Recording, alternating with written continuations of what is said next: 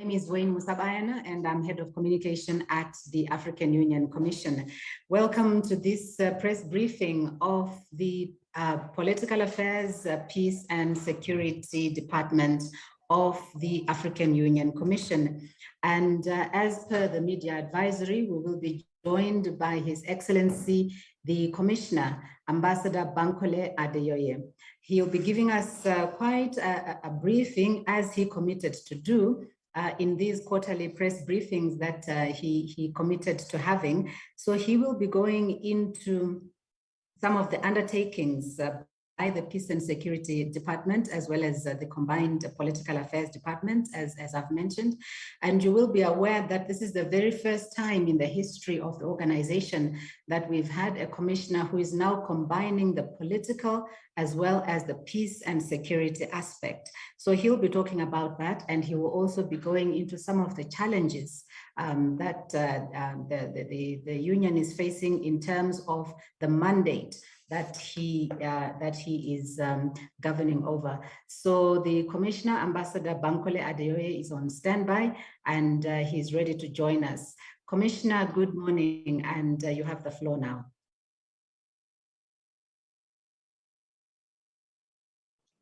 Thank you very much, Wayne.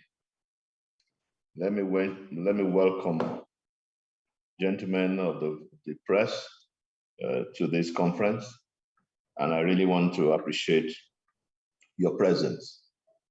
And knowing fully well that political affairs, peace and security, the new portfolio that I've been heading for the past 5.5 months, continues to generate a lot of keen interest globally. And that is why, on our part, we are committed to engaging with you as stakeholders in making sure that we have the right information and knowing fully well that the best way forward is to both be on the same page as to our efforts. I would like to emphasize that the focus of today's briefing will be around my first 100 days in office, as well as the outlook for the next 1 year. I could see Simon is seeking to take the floor. Maybe Madam Wayne, you can. Commissioner, I suggest that you go over your briefing. Then once you are done with your briefing, then we can invite the questions coming from the media.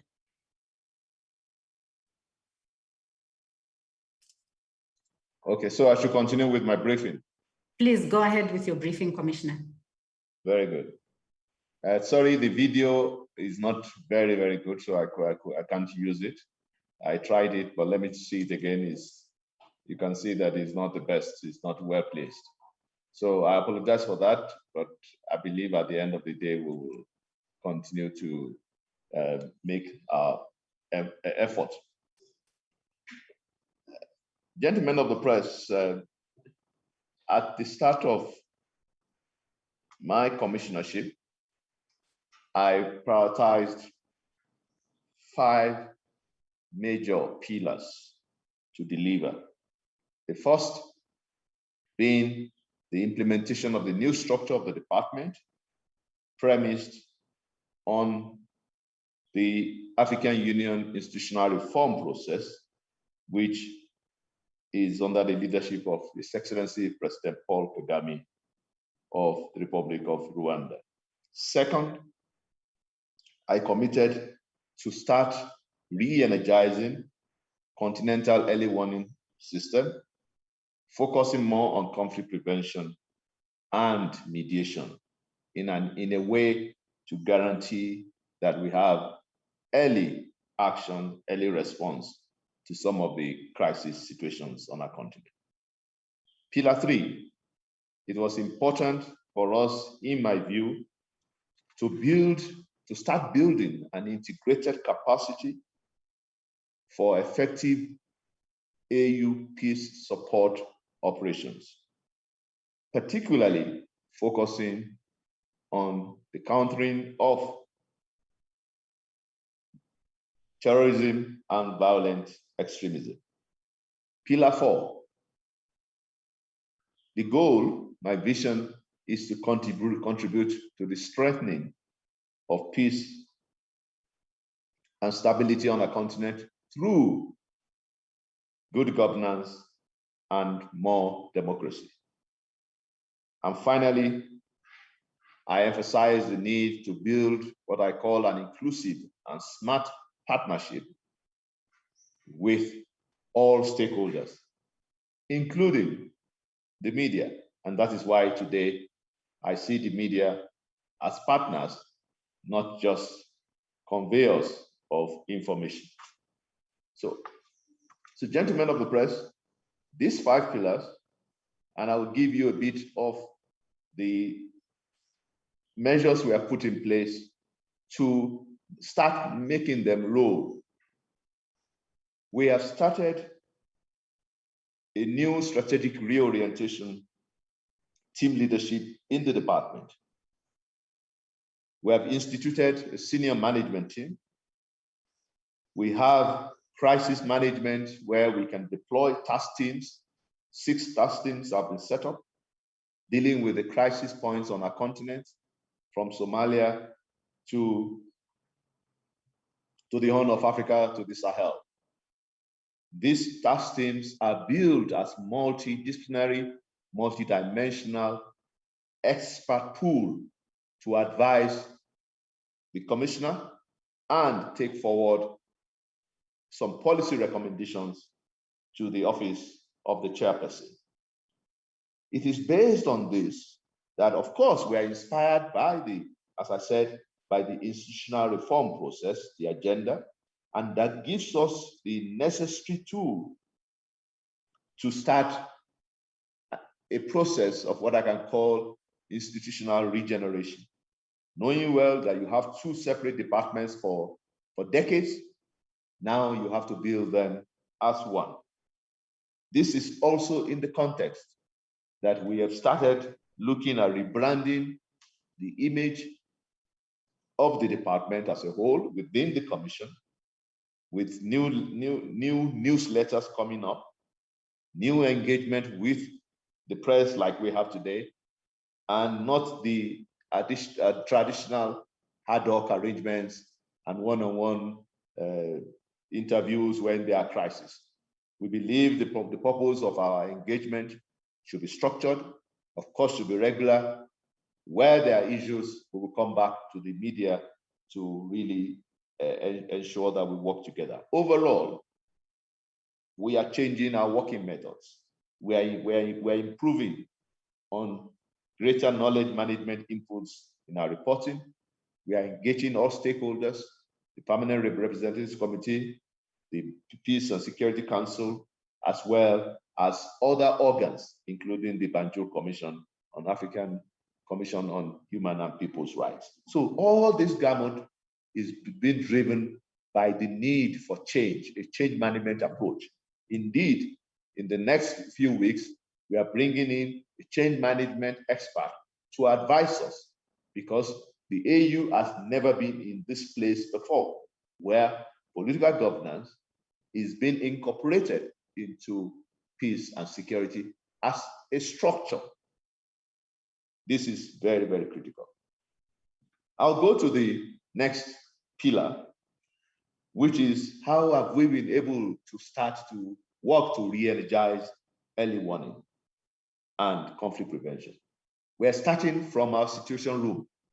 We have one of the best situations room in Africa. But we needed to sharpen our reporting, our stakeholders' usage of the information, and the accuracy and the timeliness of what comes up as early warning. And then how do we respond actively? And this is why I can assure you that our focus has been on conflict prevention. We just came back from Zambia in August, where for the first time we introduced a combination of election observation with preventive diplomacy and mediation efforts. So the head of the election monitoring mission, His Excellency President Ernest Koroma of Sierra Leone, was mandated to stay 1 week later. So what you saw as the incumbent who lost the election, accepting the result was not just as easy as it looked. The AU was, and with other election observation, President Kikwete, the COMESA election observation team, we all rallied round and repeatedly, constantly, daily, post-election, following up and ensuring that the Election Commission of Zambia itself also lived by its mandate. So this early warning things, its system is so critical because it shows us that when we plan, how did we know that Zambia was going to be a bit politically sensitive? There have been instances of political violence in the campaign, the instances of restrictions on other political parties that were reported that the AU, the department, was getting information about. And we knew the best solution was to ensure that we prevented any form of conflict arising from the election in Zambia. So by and large, we have to work with a panel of the wise. We are resuscitating the panel of the wise. We are resuscitating the FemWise, and we want to make sure we resuscitate the PanWise. And in all this, we hope that one other pillar, which is the youth-wise, we have developed a concept for the chairperson of the commission to adopt the creation of the youth-wise becoming part of the processes of preventing conflict. Because, of course, the nature of conflicts on our continent, most of the drivers are youth. So we really bring in the youth to also become special mediators, peace mediators, humanitarian mediators, and knowing fully well that we can move from there. How do we use the African Union Peace Fund to start addressing the issues of conflict prevention, making sure that mediation and dialogue through national reconciliation, as you have in Chad, as you are having in Mali, as you are having in many parts of our country, become the real factor. These are things we've started building, the linkages between early warning and early action. It's very, very critical.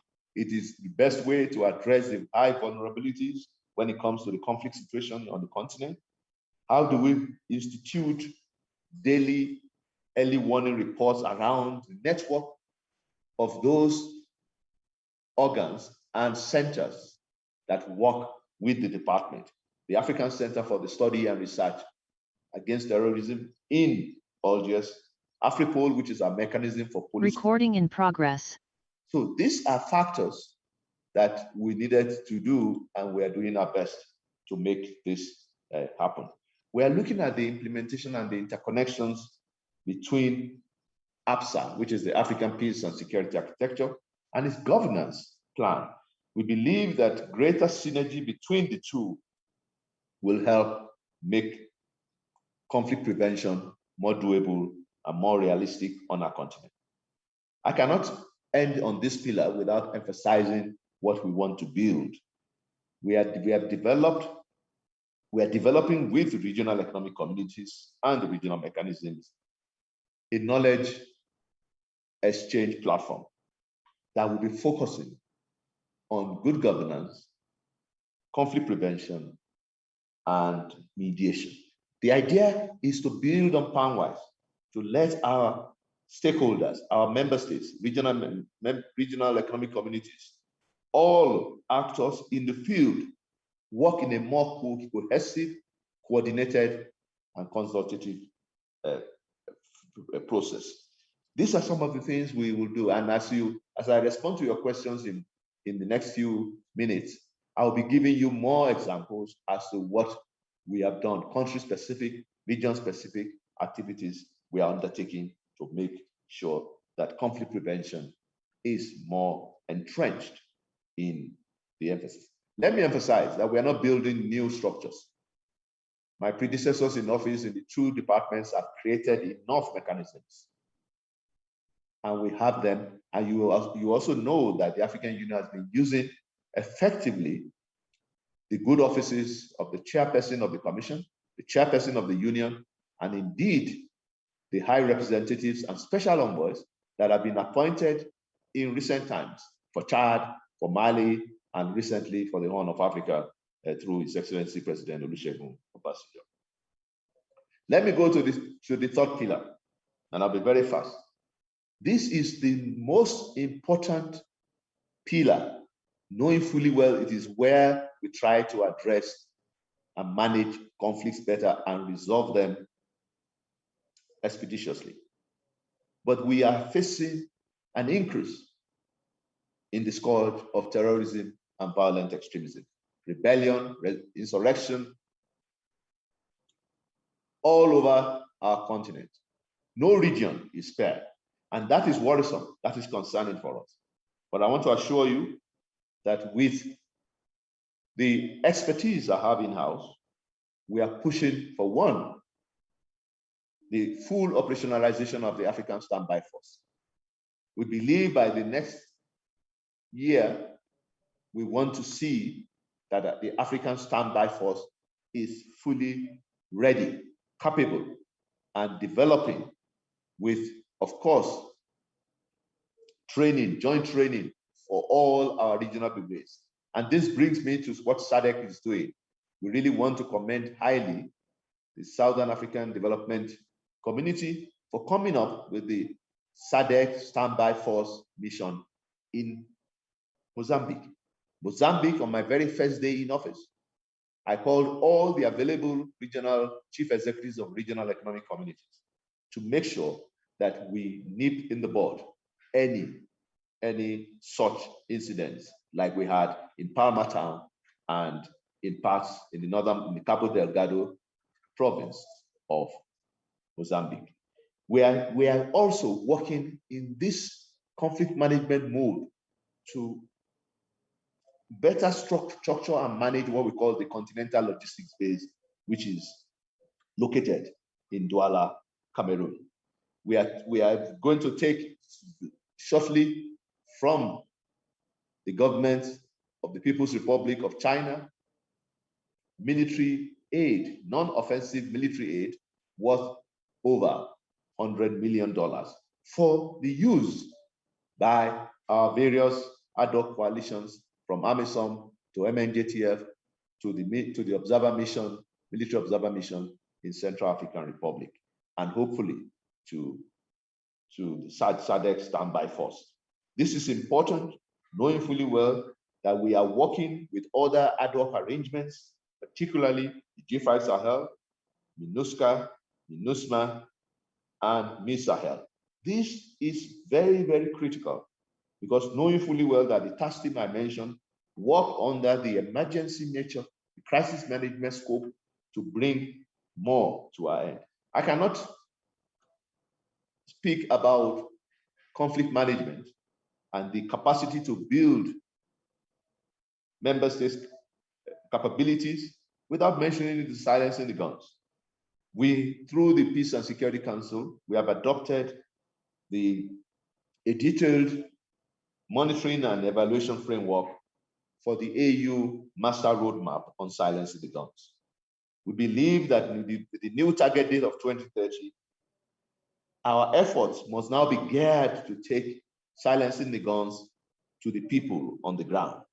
It cannot be a slogan for this department or for the commission or for our assembly or for the policy organs. It must be ingrained in the hearts and minds of Africans on the streets. And this is what we're doing to emphasize that. I will also point out that in this respect, we have established in the last 3 months the African Platform for Children Affected by Armed Conflict. My pedigree shows that I have passion for children, women, youth who have been victims of violent crimes.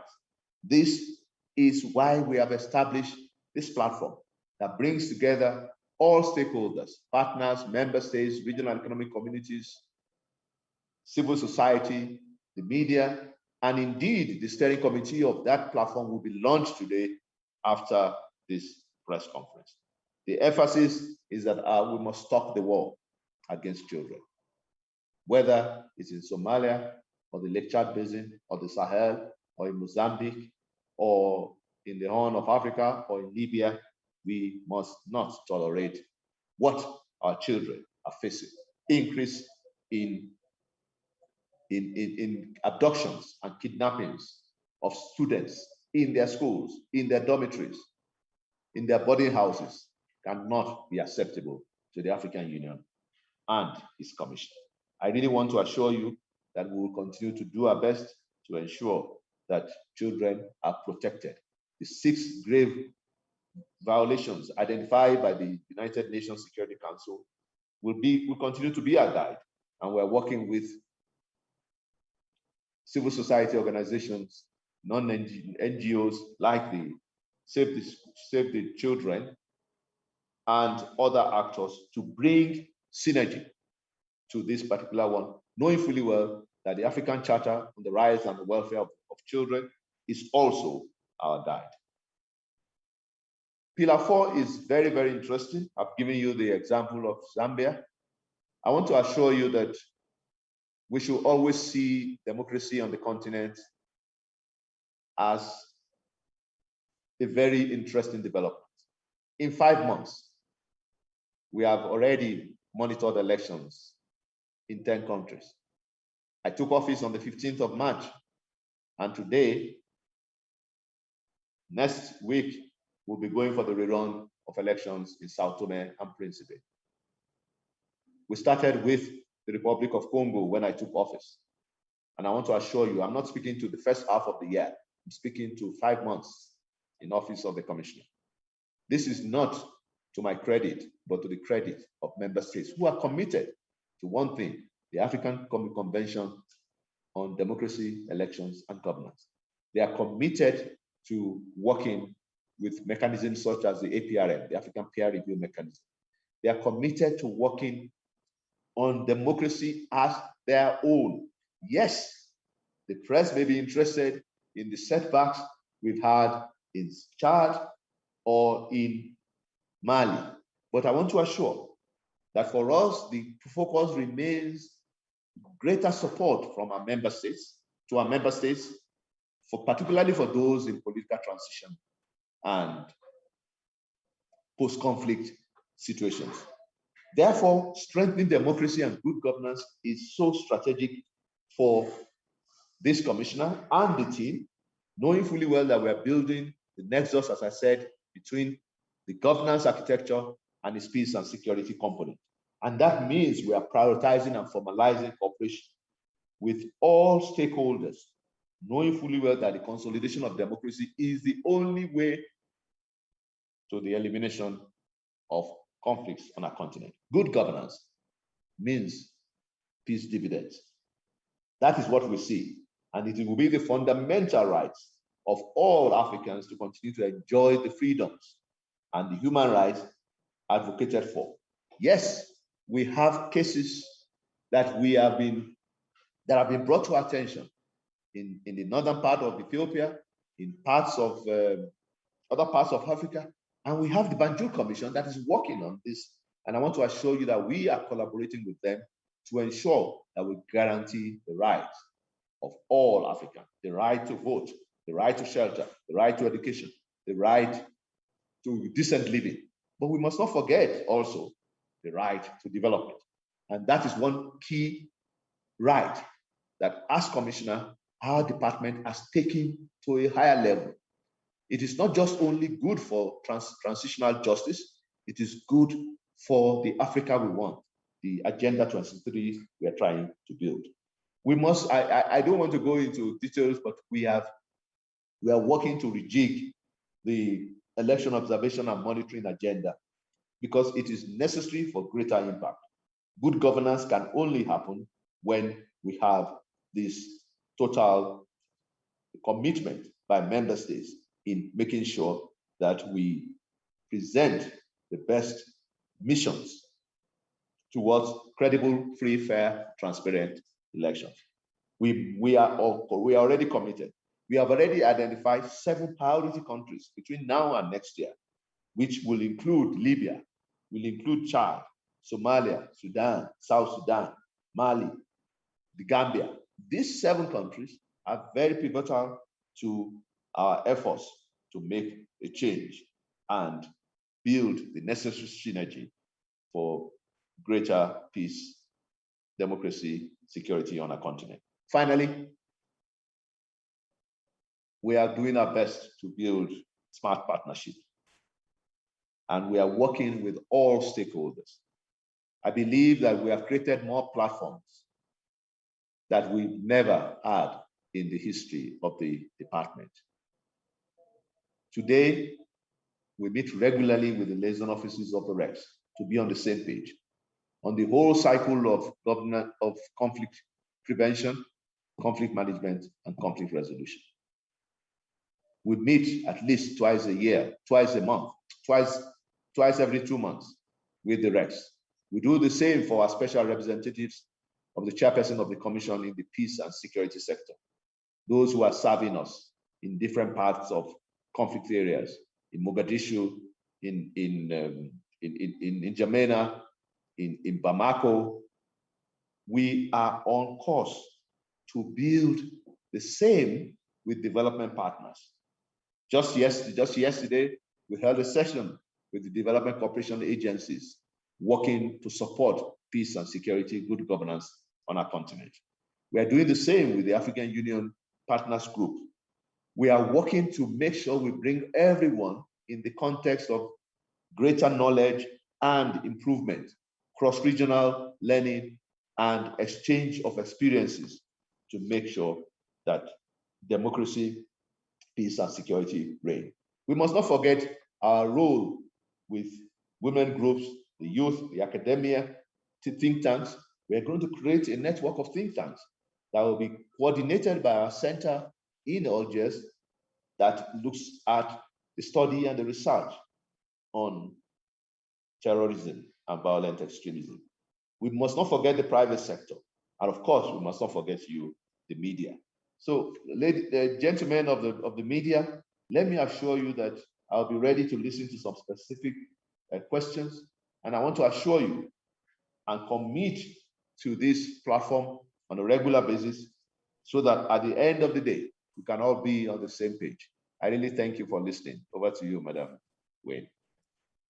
Thank you very much. That was His Excellency Ambassador Bankole Adeoye, and he is the African Union Commissioner for Political Affairs, Peace and Security, which is now abbreviated as PAPS. So this press briefing is really on the African Union's efforts to promote good governance, peace and security. And the commissioner there has gone into his priority action plan from 100 days to 1 year. So he's mentioned a lot of the issues that the department is dealing with on behalf of the African Union, and also some of the challenges that we are facing. So he also spoke very passionately there about the need to safeguard the rights of children and give them the childhood that they deserve. And I think that this is a very important element in the development of our continent. So now we have come to our question and answer section. And let me just give you the avenues that you can use to put forward your questions. So the first one is that you can come through live on this platform and put your questions directly to the commissioner. I would encourage colleagues, because we have a large number in terms of attendance, if you can just prioritize your most important question and start with that, so that if we have extra time at the end, we can come back for a second round of questions. So that's the first one. Alternatively, you can use the question and answer section, which is again on this platform. Please write in your question and I will then read it out to the commissioner for his responses. Then finally, you can use this WhatsApp number, and it is +251 929 487 749. Let me give you that WhatsApp number again. +251 929 487 749. So you have those three avenues to ask your questions. And I would like also to encourage that only members of the media put forward their questions. I have been requested to make this announcement to you so that we can get through as many media questions as possible. What we will do is, once we've asked you to speak, if you're coming out live, we'll then ask you to please tell us your name and the news organization that you are representing. Again, this press briefing is available in English and in French. So those of you who prefer one of the two languages, you are quite free to select it from this platform. Before we go into our Q&A section, let me acknowledge the presence on this platform of a number of our excellencies, ambassadors of member states of the African Union who are joining us. Excellencies, you're welcome and thank you very much for joining us. So let us go into our questions. We will start with Simon Marks. He's had his hand up for a long time. And Simon, I believe you are with the New York Times. Please go ahead with your question. Hi there. Hi, can you all hear me okay? We can hear you very well. Please go ahead. Great. Yeah, thank you very much. Yeah, I freelance with Bloomberg and the New York Times in the region. I'll be short and concise. Commissioner, thanks for your overview. I just wanted to ask you, has there been an agreement within the African Union on the new mandate or the reconfigured mandate for the AMISOM force in Somalia? And in which case, what will that look like? When does it extend to? Is there financing for it yet? And yeah, have African states finally agreed to sort of push forward on this? Thank you. Commissioner? Thank you so much, Simon. This is very interesting. I want to assure you that the process is still ongoing. But from the African Union side, I will give you a bit of a narrative of where we are. As you are aware, the United Nations Security Council Resolution 2568 mandated a review and a post-2021 configuration or new reconfiguration of AMISOM in Somalia. And you know for sure that in Somalia, we are still battling with a number of factors, particularly the threat posed by the terrorist group of Al-Shabaab. And for the past 14 years, with the support of our partners in the UN system and the European Union, with member states on the ground, 19,600 plus troops, the African Union has been the arrowhead to counter and combat effectively the challenges, security challenges in Somalia.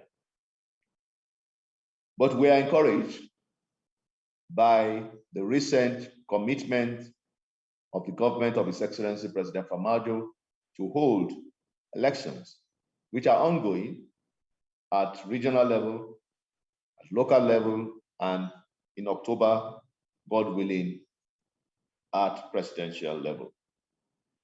The African Union continues to support Somalia without a doubt. We are committed to the political stability, sovereignty, the preservation of its territorial integrity, without a doubt. However, knowing fully well that we have to recalibrate, we have to sharpen our tools, the UN Security Council and the Peace and Security Council of the African Union agreed to independently, the UN and the AU, to independently carry out assessment. This independent assessment for the African Union commenced in March 2021, and the report was first delivered to the Peace and Security Council in about a month ago. And just to assure you that the 4 options in the AU Independent Assessment Report presented to our member states very, very clear. 1, they are calling that AMISOM should be transformed into a hybrid AU-UN multidimensional stabilization mission, almost a replica of UNAMID in Darfur.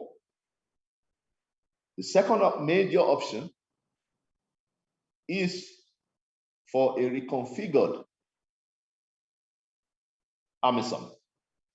AMISOM will continue with a delicate balance between police and military components, focusing and supporting the political processes, political reconciliation and unity of Somalia.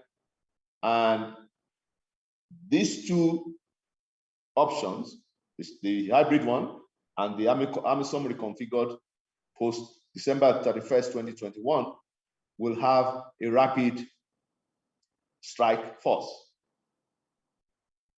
The third option proposed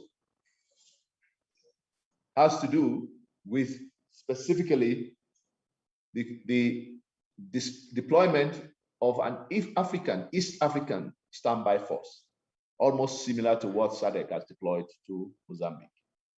This proposal, or these proposals, I must say, remain the views and the positions of the 4-member experts that we put together, chaired by a general from the South African Defense Forces.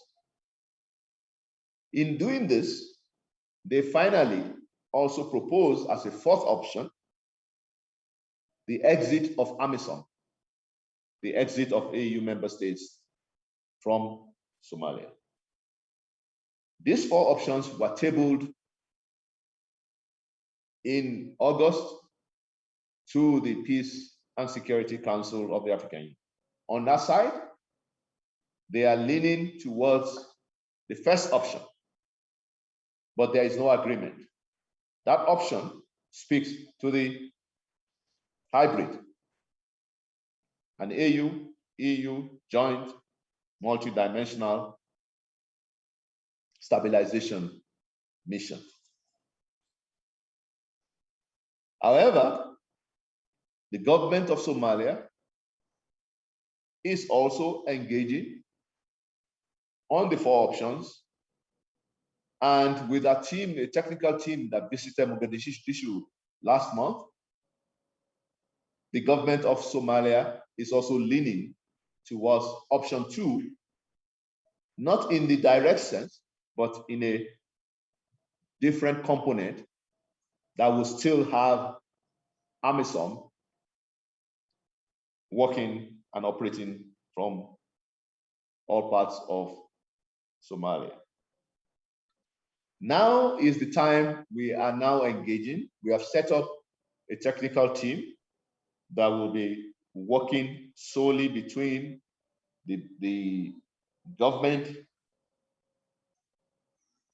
of Somalia and the African Union Commission to make sure that we come up with a common denominator, a common option that will be acceptable to the government of Somalia as a host and to the member states, particularly the neighbors and the entire continent, and of course the international community that has been supporting Somalia for this period. In doing so, let me emphasize 2-3 key principles. For us, our member states in the Peace and Security Council and partners, we are re-emphasizing, reiterating that what is critical in any option that is finally decided is that there must be, as we said, predictable, sustainable funding for this AU, UN, or whatever mission it will be. The people of Somalia deserve stability and security and, of course, democracy at this time.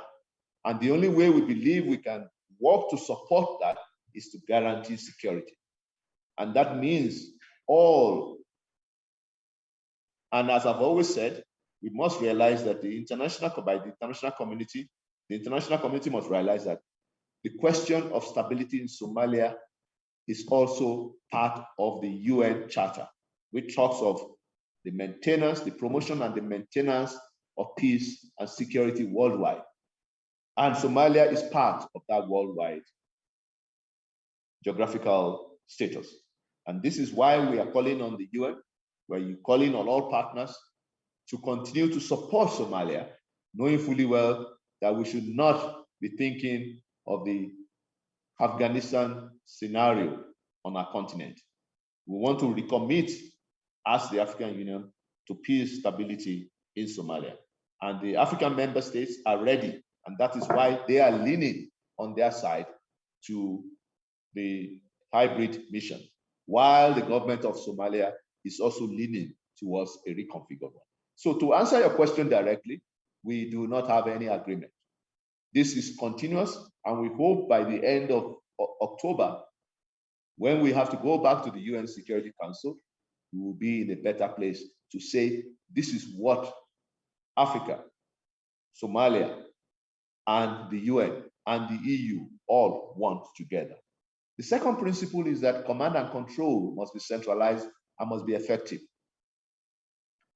It is also necessary that we bring more coordination, more coherence, more consultation to the operations of whatever the successor mission to AMISOM looks like.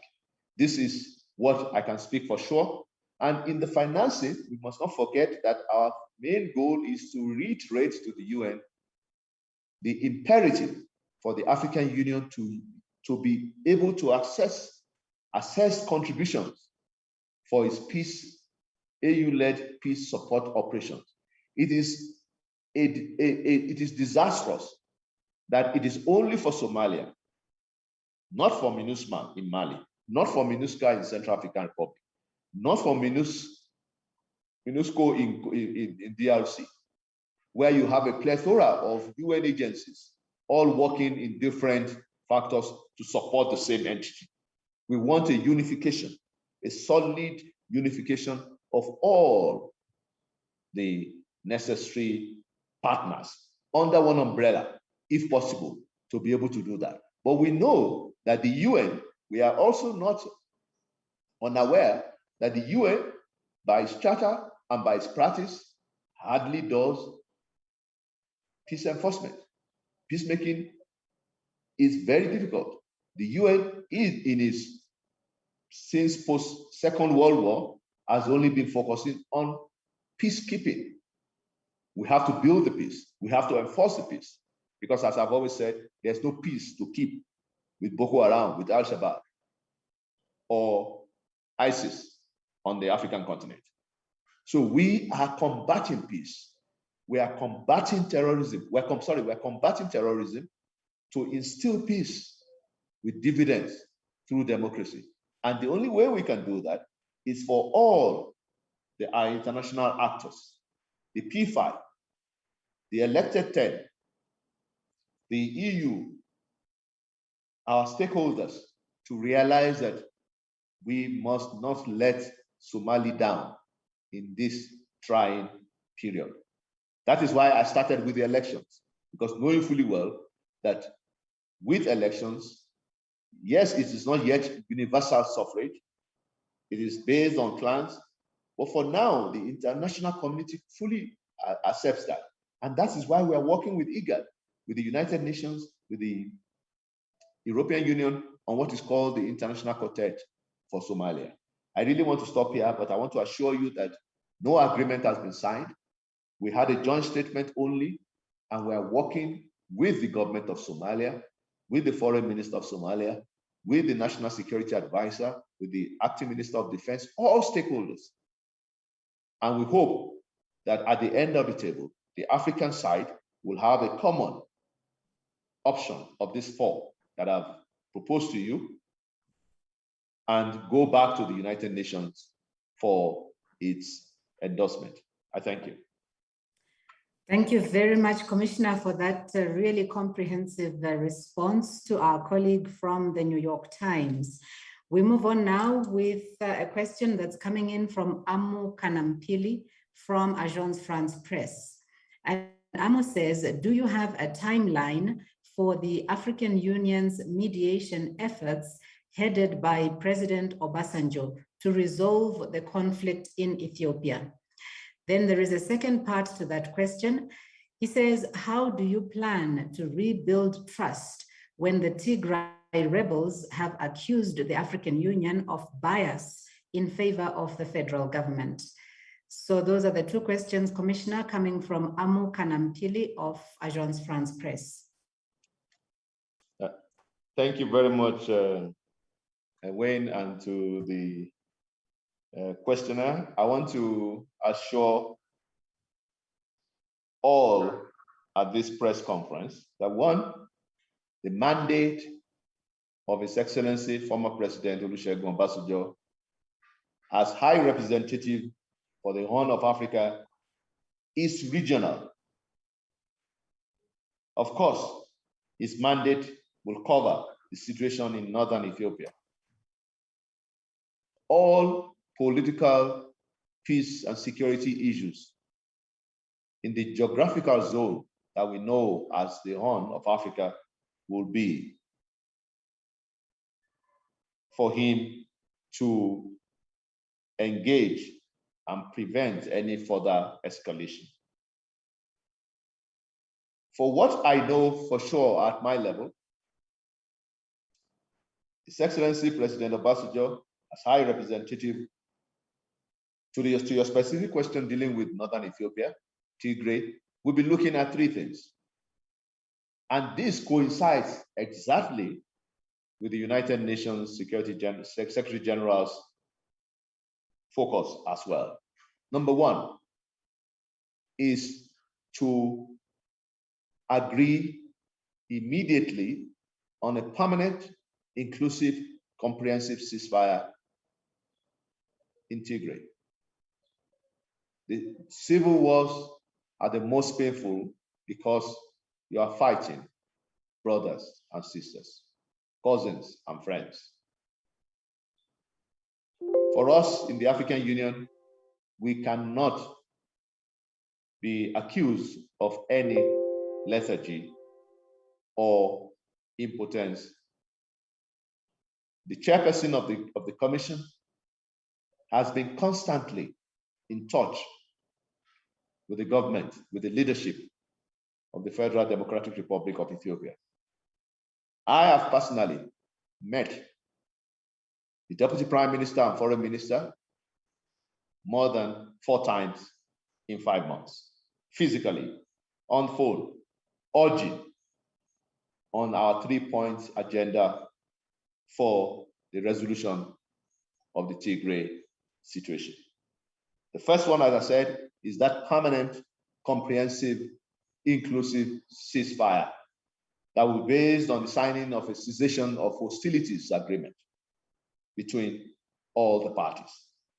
We're concerned that the crisis has spread to Afar and other regions.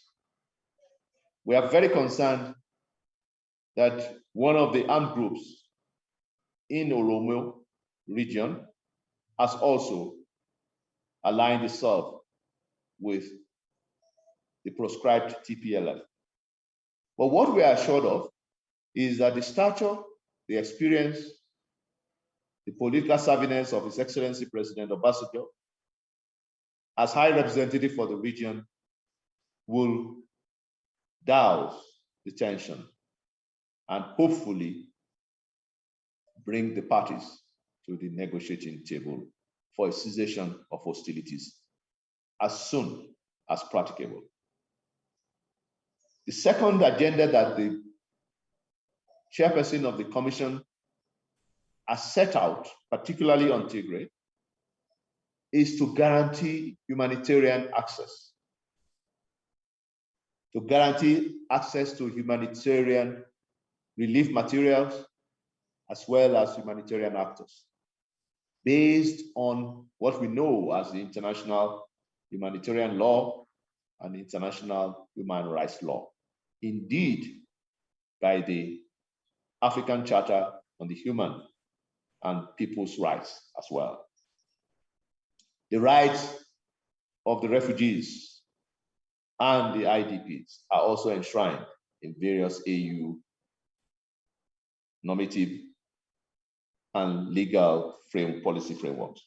We're therefore convinced that the second agenda point for President Obasanjo when it comes to Tigray, as part of the whole region, will be to work with all players, including the UN, the UNHCR, the UNDP, the UN Secretariat, the UN Security Council, to guarantee peace and access for humanitarian actors and humanitarian relief.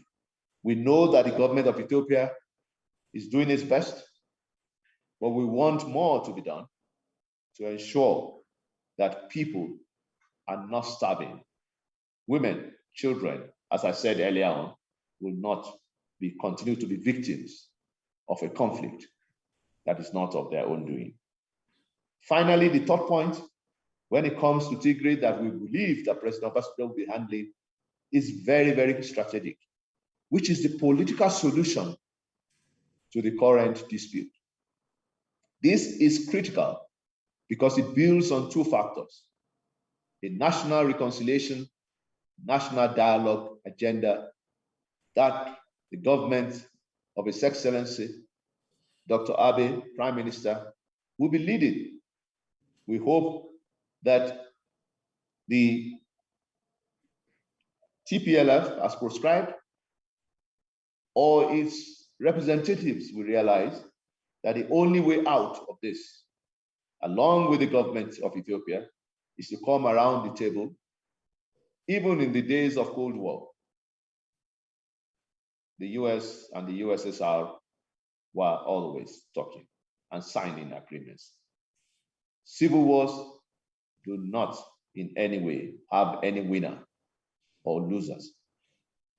All actors will lose, knowing fully well that it's about their people.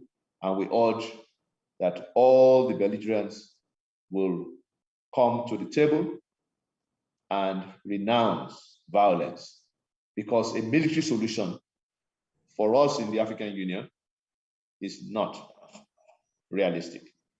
It's not achievable. Only a negotiated settlement, in a view, that would take into cognizance the rights of all Ethiopians, which the government of Prime Minister Abe, having just won a landslide, is committed to do. Reconciliation, rehabilitation, reintegration will be very, very essential for us in the African Union Commission. And we stand ready and committed to support this process. And that is why, in the wisdom of His Excellency Musa Faki Mahamat, the chairperson of the commission, that he has appointed His Excellency President Obasanjo as. The timeline is not specific, but we hope in the first 6 months, he will be able to make inroads, address the Peace and Security Council, engage the stakeholders in the region, all stakeholders in the region, from Somali to other parts of the Horn, knowing fully well that it's only a collective action that can bring peace to the northern part of Ethiopia, to Somalia, to other parts of our continent, political transition in South Sudan and Sudan, and ensuring that this mediator, chief mediator, lead mediator, works very well with all stakeholders and existing structures and mechanisms within the AU as well as organs. The mandate is very clear, and in the next few weeks, His Excellency President Obasanjo should be in Addis Ababa to kickstart his assignment, and we wish him the best of luck. How do we build trust? We have to build trust based on some confidence-building measures that we urge the two sides to take.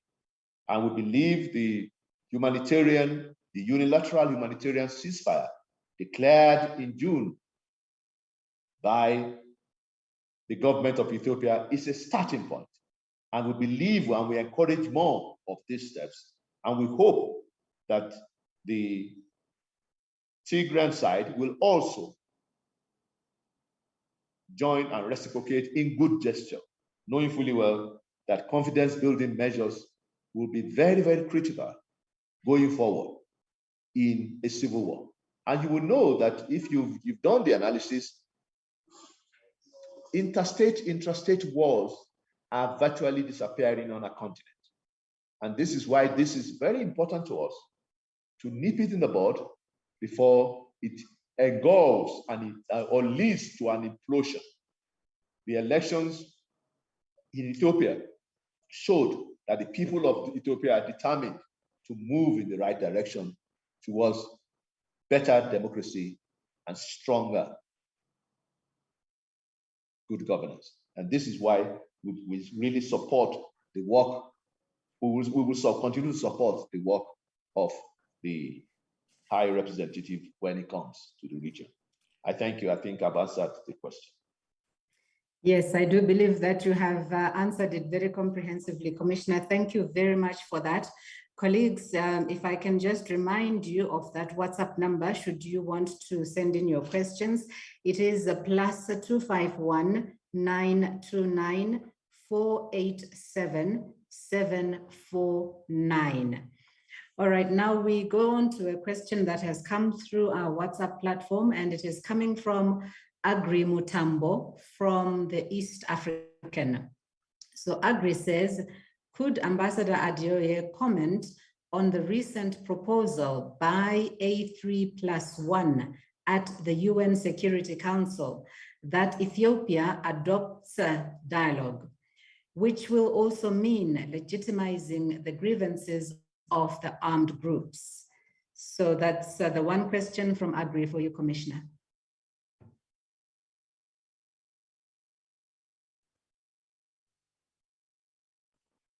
Wayne, sorry, I didn't get the latter part of the question, but let me respond. All right. To what I believe.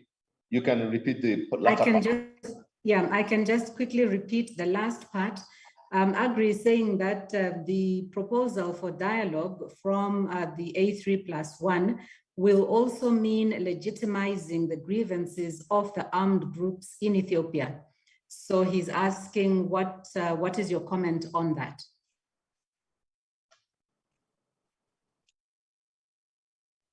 No, thank you very much.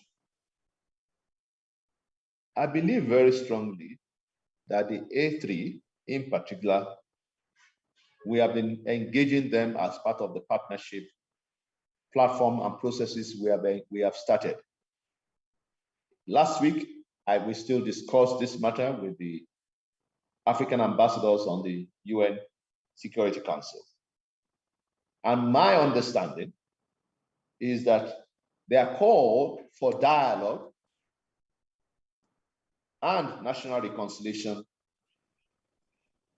is in sync with the third point I made to you on the agenda, the AUC agenda when it comes to Tigray.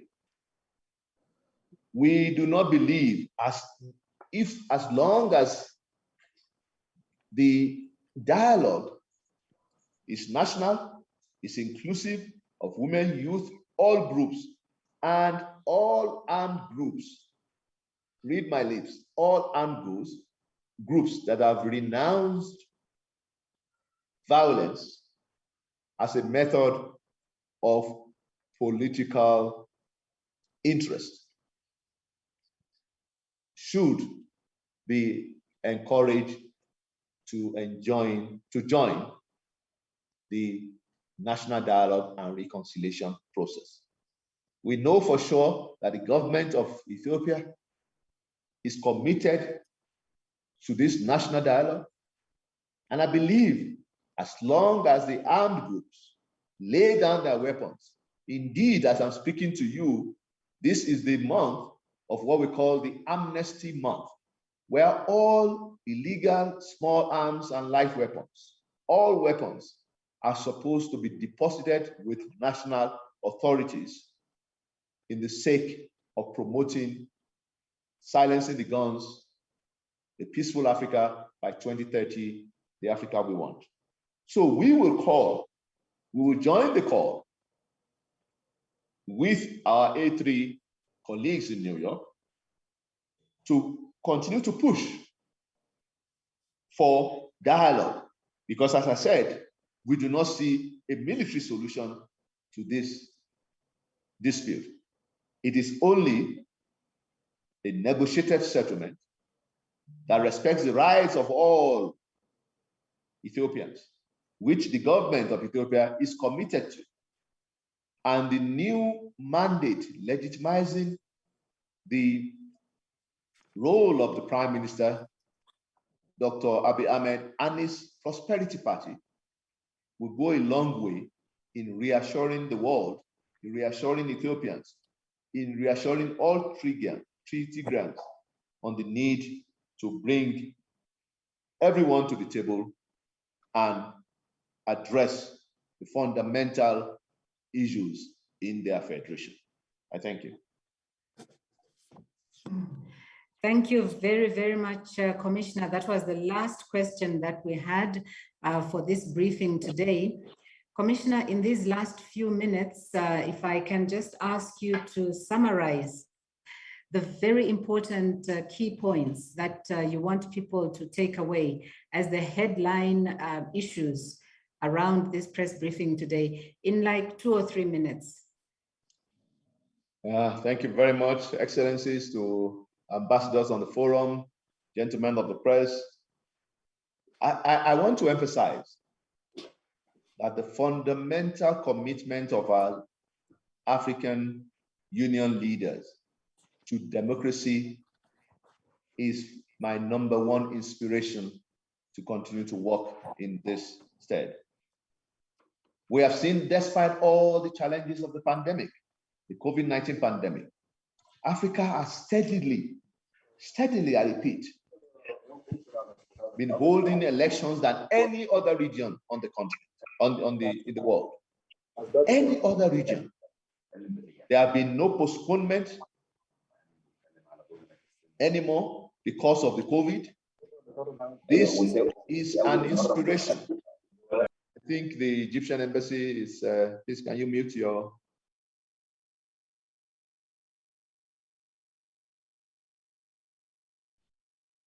Hello, can you hear me?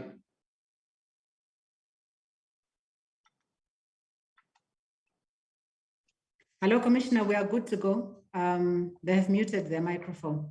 Very good, thank you. So I believe that the commitment displayed in my 5 months plus in office has shown that democracy is marching on. Yes, elections are not just the only hallmark of democracy.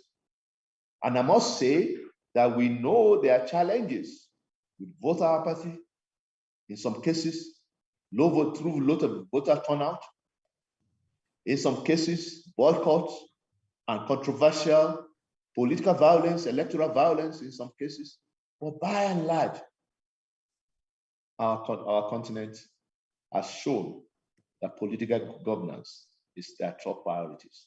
So for me, our member states in political transition will continue to receive my #1 support. And the whole support of the department. And I think our media operators here should re-emphasize that Africa is not all doom and gloom. Africa is a continent that is recommitting to democracy and trying to collectively, individually address its governance challenges. 2, conflict prevention has no other alternative The African Union must invest, I repeat, in conflict prevention, because it is cheaper, it is less, it has less impact on the people in terms of leading to humanitarian forced displacement, humanitarian movement. It will not affect children and youth and women the way full-blown conflicts have done. This is the #1 key message to this media group. The third is that I have received 100% support from member states, all member states, and I continue to receive their steadfast and unwavering support, which is fully appreciated, knowing fully well that this is a tough job. And sometimes, as a former Secretary General of the United Nations said, of the job of the Secretary General, it could also be a thankless job. But the support I've been receiving from member states, through the Peace and Security Council, through the organs where they participate, PRC, Executive Council, has been phenomenal. And I believe this is well appreciated. It is in this stead that I also want to emphasize that the leadership of the AU Commission,